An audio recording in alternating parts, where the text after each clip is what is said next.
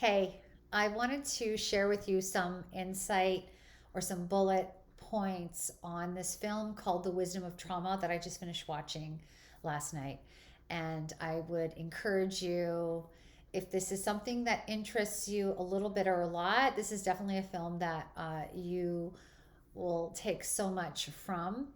And if you know anybody who is dealt with trauma, it doesn't it's the range is open and it's wide, and sometimes we don't realize we've actually have dealt with trauma until it's been labeled for us by someone else or we've read it somewhere. And so I think this film will be very helpful for anyone, especially as we come out of the pandemic. So this film is called The Wisdom of Trauma, and it's done by, I have to look at my notes here, Zaya and Maurizio Benazzo. Um, they sound Italian, but it's really about Gabor Mate and his sort of just how he's been a doctor and dealing with trauma. Dr. Gabor Mate is actually originally from Hungary, and his family fled Nazi Germany when he was just an infant, and he made it to Canada and British Columbia when he was about 6 years old. His book, In the Realm of Hungry Ghosts, is the one book that has been very transformative for myself as well. And I've just followed him for a while now. So I mean, how can you be excited for learning about trauma? Except for the fact if you're dealing with trauma, then this is something that you would be excited about, as I was. So I'm going to share some of my notes. I definitely encourage you to watch the film, and I will be taking some direct quotes from this book. A few things that I want to just point out, that just the highlights of the film can be triggering in what I say. So definitely just make sure you're in a, comfortable, you're able to just sort of maybe even close your eyes and listen to this.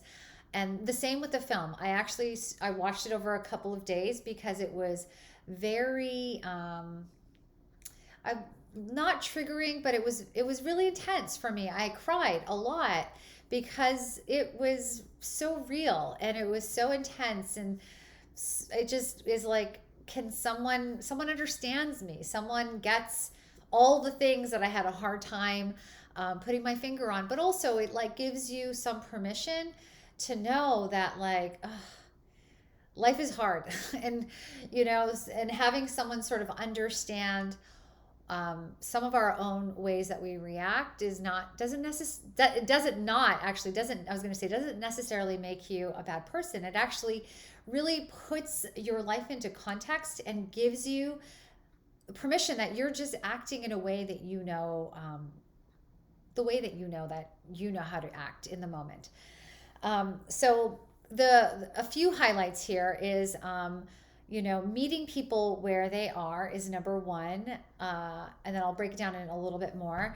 Depression is not a failure. What? I mean, come on, depression feels. I've dealt with depression, and you feel like a failure because you feel like you can't pull yourself out of some crazy things that have gone on in your life, and um, you know, and also when life is good and you still feel depressed, like what's up with that? And then one of the other things, I mean, there's so many here, and learning that the energy of your trauma can be turned into the energy of life, and that is amazing. So let me start with here about meeting people where they are. Meeting people where they are is really, really important. Knowing and learning that seeing what happened to people is not the same as saying, hey, what's wrong with people? What's wrong with you? What's wrong with me? It's actually what happened to me that created this. I think that is like a release valve for people, because you're like, yeah, the experiences that we've had in our lives is so traumatizing. I've dealt with racism in Canada, the recent discovery of the 215 bodies in British Columbia on a residential school property. My grandmother was taken from her home and put into a residential school. And this trauma I watched my own grandmother. That is a trauma that was pulled down or brought down to my mother and then to me.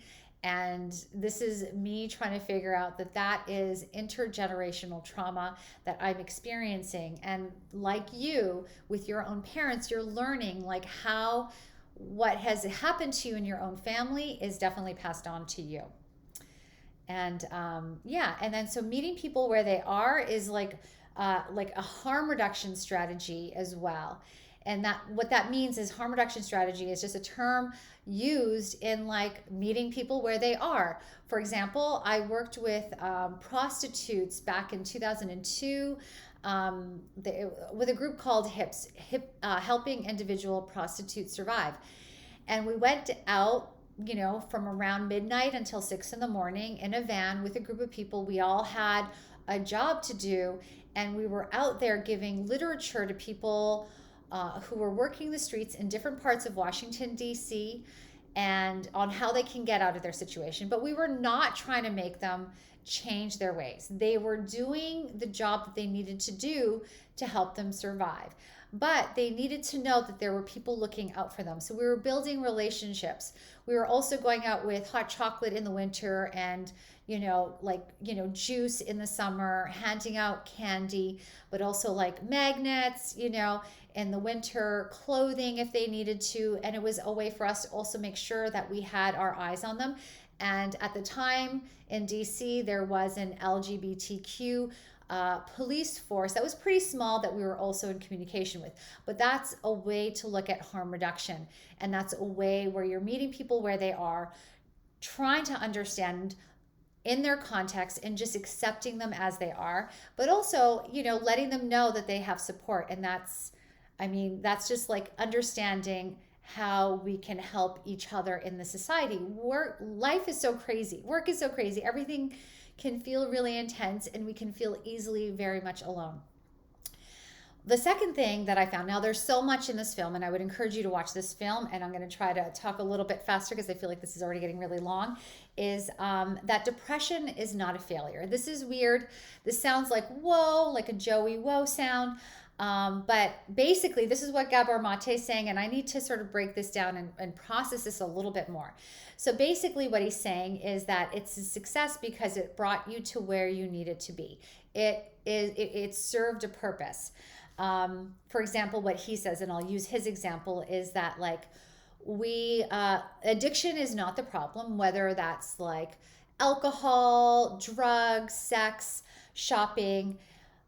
The addiction is not the problem. It is actually a trauma response, and thus also depression, right?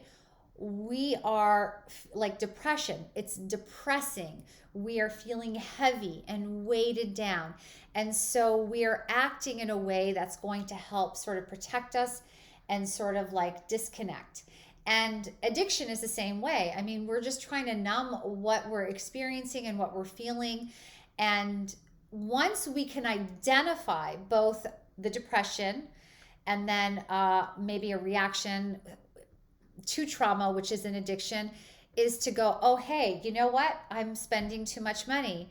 I'm drinking too much. And then, or identifying that you have depression, but then sort of working in a way to help you rehabilitate out of that. Right. So there's just this film is just so amazing. And I mean, this probably needs more of a breakdown, like further analysis, but I just finished watching it last night. There's a quote that he says in it, which I think is amazing. It's underneath that traumatized persona, there's a healthy individual who has never found expression in their life. Underneath that traumatized persona, there's a healthy individual who has never found expression in their life. Like that is intense, because I can get into my trauma responses, which maybe I will, and maybe it will land a little bit more, and maybe you'll have more understanding of that. But I'll share that in just a moment. And then so like by, the energy of trauma can be turned into energy of life.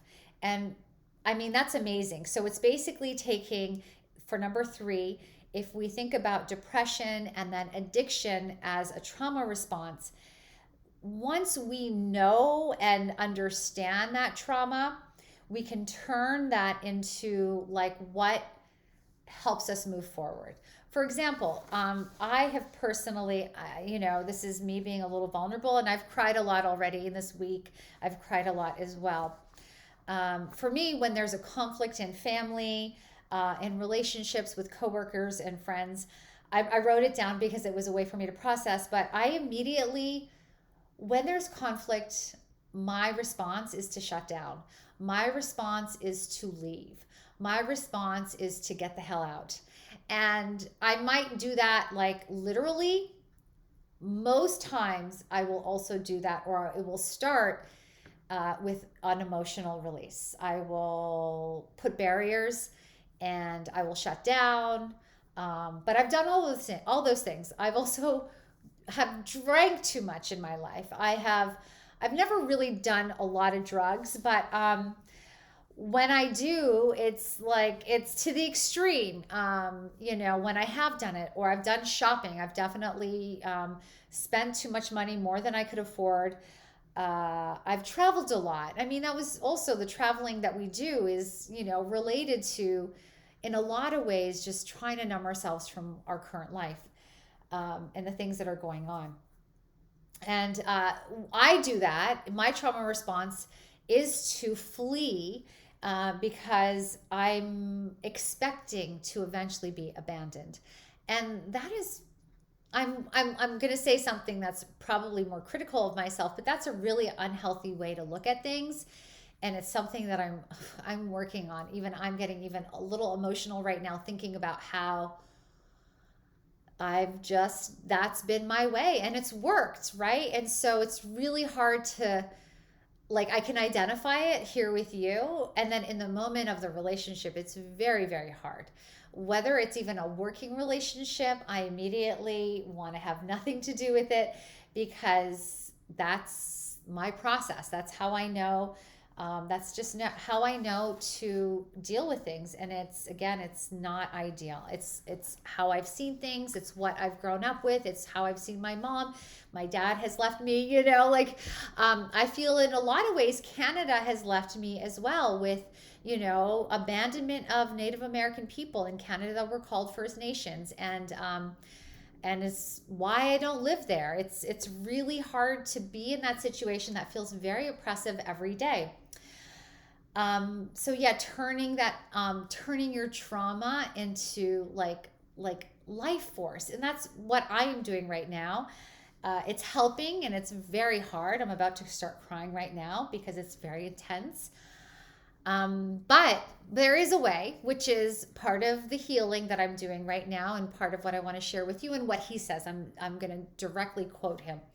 He says, "A way through is empowering yourself to know that you are the source of your own joy and your own pain." Right? That confrontation with the truth will bring resolution. Whew. Oh my goodness. There's so much that's going on. Let me just share this last little quote. And it's sort of a repetition in a way, but when we respond right now in your life, we respond from our past and not our present. And this is very, very true. I know that this is like a very typical thing, but I have visualized since I was a little girl, in every moment where I felt like I was going to be, or I was about to be abandoned, or I felt like I was being abandoned, I would always think about myself when I was a little girl right by the door when I lived on Marlene Street in Winnipeg, Manitoba. And my mom was leaving me and she would go out. And I remember being at the door and just crying. And I just felt like so abandoned. And that is like where I go. That is where I go even at this age. I would definitely encourage you to watch this film. It's like bringing up a lot for me.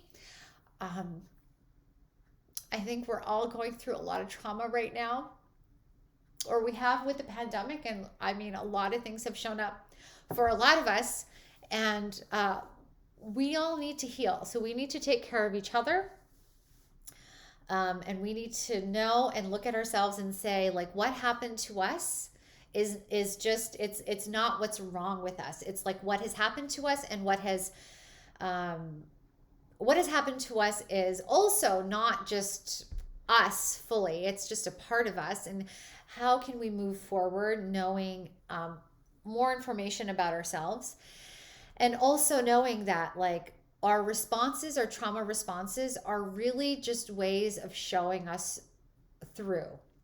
So it's your own pain and struggles are the things that are going to help you show the way for others. All right. This is a long one already. I might delete it and redo it and not be so emotional, but we'll see because I'm getting tired.